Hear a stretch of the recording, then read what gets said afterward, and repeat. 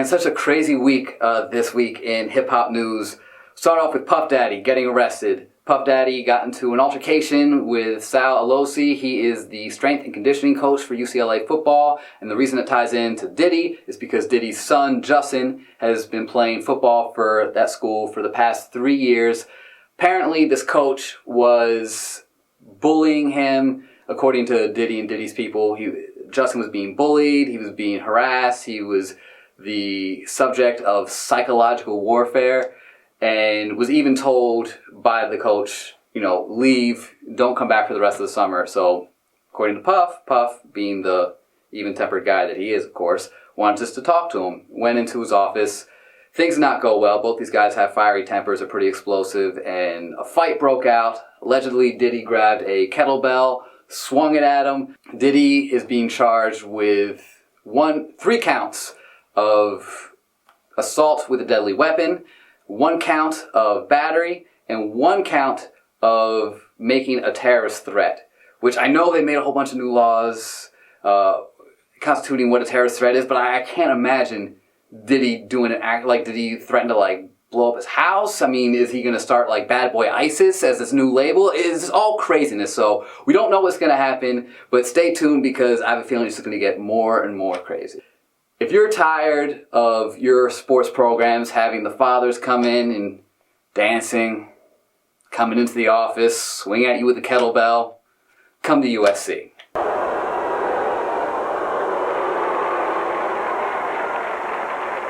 Puff isn't the only rapper making big news in terms of getting arrested this week. Rick Ross was arrested this week. He was actually arrested earlier, a couple weeks ago, for marijuana possession.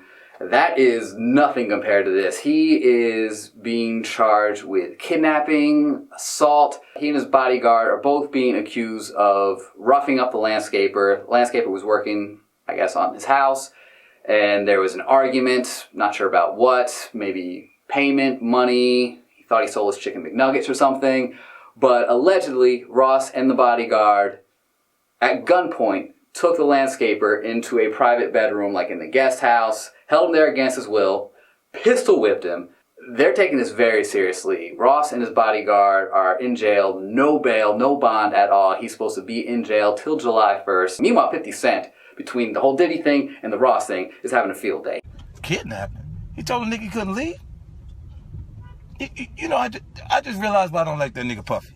He gonna go bail that fat nigga out. Nah, no more Puffy juice, no more Bel Air.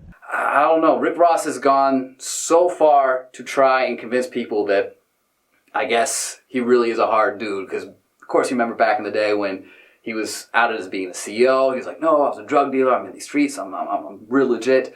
And ever since then, he's kind of turned into Tupac. And by that, I mean Tupac didn't have a rap sheet before he got famous. And then once he got famous, not saying he wasn't a real thug, but that's when he really started thugging. And I feel the same with Rick Ross. Rick Ross, it appears, had a very clean record, was a corrections officer, and ever since then, he's beefing with Jeezy, he's starting fights, he's getting his car shot up and everything. It's nuts. This entire week has been absolutely nuts in terms of big-name rappers getting arrested for just crazy violent stuff. LL Cool J, it was announced, is getting his own Hollywood star on the Hollywood Walk of Fame. LL Cool J, of course, has been doing everything for years. He's on a hit TV show, he's been doing movies, hosted the Grammys a bunch of times. So when I first heard this, I was like, oh, what kind of star are they going to give him? Because the way the Hollywood stars are is they give you a TV one, they give you a movie one, they'll give you a recording artist one, a directing one, they'll give you all different types of ones.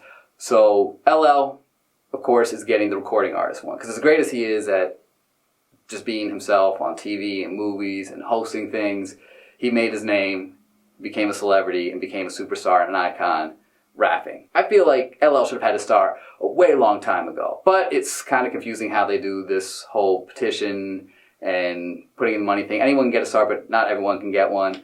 The fact of the matter is, LL's got his star, so you can go see it on the Walk of Fame at some point. Check him out and be like, oh, LL Cool J is hard as hell. So LL, congratulations. Keep on doing your thing. Keep on doing it. Doing it well. Doing it well. Doing it. You still rolling? No? You stopped a while ago. Song of the week comes from Ghostface Killah, Adrian Young, and Vince Staples. It's called Get the Money. Yo, get the money. keep it tucked away in the safe. In the back room, bottle wine, bottles of grapes. Hit it where it hurts, they can't find shit and they broke. This is a classic Wu-Tang Ghostface sounding song. It samples these old Italian horror film scores, so it provides a very kind of funky bass line, some hard-hitting drums, and then, of course, Ghost provides the lyrics, which he's always such a fantastic storyteller and provides all these vivid visuals.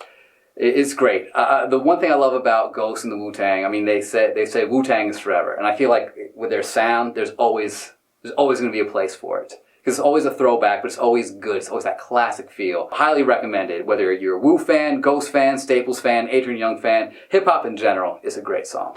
Ted 2 was the movie I reviewed this week. It's about Ted trying to adopt a baby, conceive a baby with his new wife, Tammy. And when the government finds out about it, it's basically shut down. They're saying, you are not a person, you have no rights, you're property. So they go to court to try and fight it, and that's basically the plot of them just trying to make sure Ted is being looked at and treated as a human being, even though he's a stuffed teddy bear. Seth MacFarlane, I think, is very good at balancing raunchy, quote-unquote tasteless jokes with heart. There's always a heart to his work. And this movie's no different. I felt that the connection with Ted and John were just as strong as before. Chemistry was great. And it made you really feel in this movie. And Seth MacFarlane, I feel, was also trying to sort of spread a message, not being too preachy, but about treating people all the same, which is relevant now because, I mean, civil rights movement was a while ago, but it's still relevant today. Same with gay rights happening. So I feel this is right around the time that he should be doing this message, but in terms of the movie, there was a lot of funny moments. Like, there's times I was laughing my ass off. It was so good. I don't want to ruin it for you, but it seemed overlong at times. Some of the jokes didn't quite work as well. So I give this 1 ticket stub. Wasn't terrible. If you're bored and like the first movie and like Seth MacFarlane movies and TV shows, you won't be disappointed. You don't have to rush out to see it. You can wait for it on DVD, wait for it at the cheap theaters, wait for it to be on TV.